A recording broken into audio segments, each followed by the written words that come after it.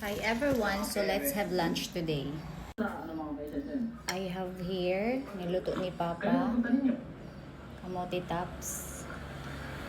Yes, kamote tops ulit with fried fish. Fried fish, egg. And ito naman ay dinala ni Ate Susan, pili. Put here. First meal of the day.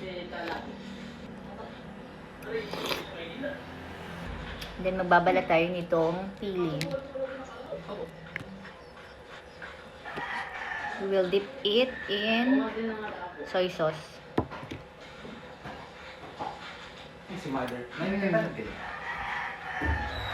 Sarap. And then fish.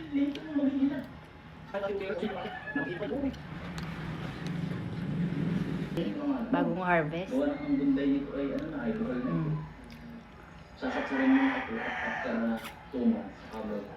One more. I-crack natin yung sili.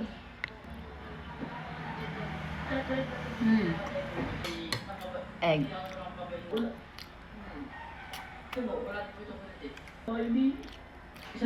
Ang lasa niya parang dahon na hindi ko maintindihan.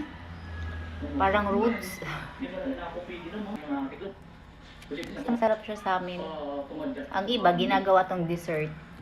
Dinidip nila sa asukal. Ganun lang siya. Niluluto to sa mainit na tubig. Pero hindi pinapakuluan. Pagkainit ng water, dun nyo lang siya ibababad para lumambot. Yan. See? Yan. Yan.